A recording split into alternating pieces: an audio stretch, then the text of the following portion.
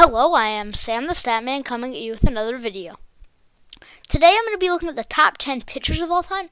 This is finishing up my series of top 10 defensive players of all time, top 10 hitters of all time, and now we're on to the pitchers.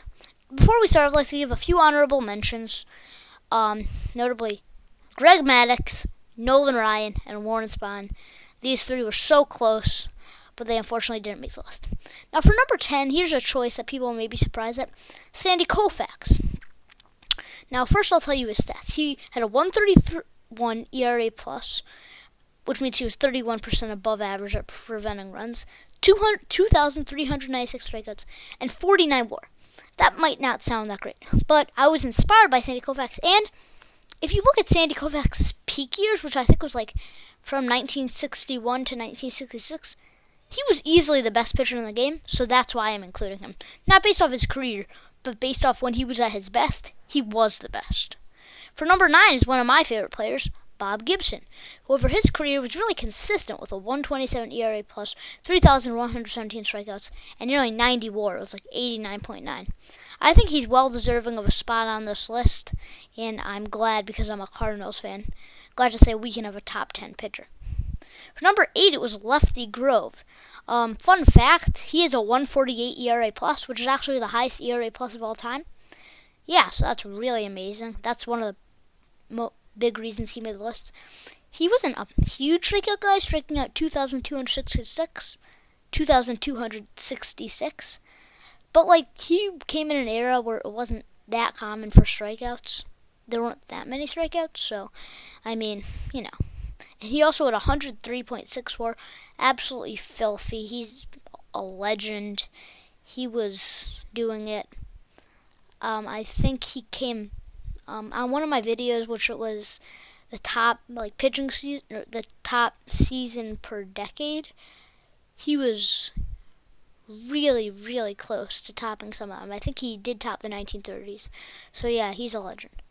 For number 7, it was Randy Johnson, who had a 1.35 ERA plus, 4,875 strikeouts, 4,875. You heard me right, and 102.1 WAR. Although he might have had less WAR than Lefty Grove, I decided to give him the nod for the number 7 spot just based on how many batters he struck out. And I mean, when you strike out that many batters, I think you deserve something, like not just based on WAR, but based on how many batters you strike out.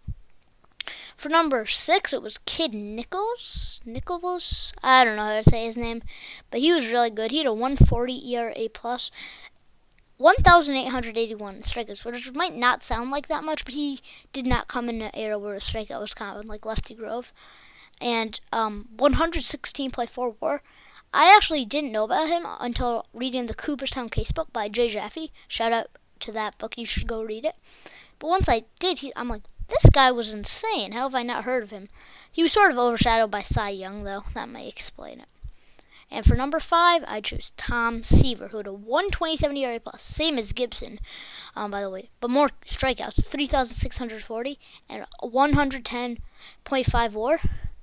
I also decided to give him the nod over Kid Nichols because of the strikeouts. I like pitchers with strikeouts, I guess. I think strikeouts are really important because you do that by yourself and you're not having any help by the defense. But maybe that's just my opinion. Maybe that's not true, but that's what I think. Number 4, it's a controversial player, Roger Clemens. Now, yes, he probably used steroids, but I got to include his stats. He had a 1.43 ERA plus, 4,672 strikeouts, and 140.3 WAR. Yes, I know he may have used steroids, but for the purpose of this list, I'm going to have to include him because with steroids, he was insane and he did have insane stats. So I got to put him on there. It's hard to do, but I got to do it.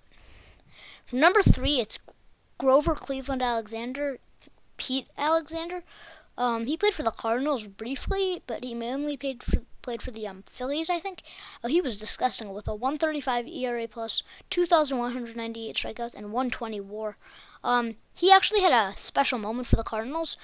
I think he struck out Tony Lazzeri with the bases loaded and 2 outs in Game 7 of the 1926 World Series, and the Cardinals won. So, yeah, just a fun fact about him. For number 2, this is a hard choice to make, but I chose Cy Young. Cy Young might be the greatest pitcher of all time. He's got a very strong case. These top two, they're so close. I decided to put Cy Young at number 2, but on a lot of other lists, you'll see him at number 1. It really depends who you ask. It's so close between these two. But anyways, for Cy Young, he had a 138 ERA plus, 2,803 strikeouts, and 168.5 WAR, which is first all time for a pitcher.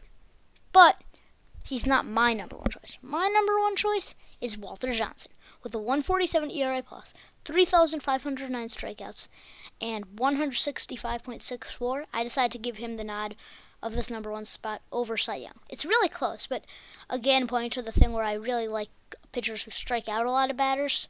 That's just sort of my style. And he also had a higher ERA plus, and he had better peak years. His best years were better than Cy Young's best years.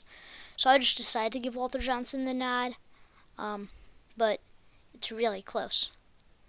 And that's the video. If you have any ideas of something else I could do, please comment down below. And don't forget to comment, like I said, and subscribe. And I'll see you in the next video. Bye.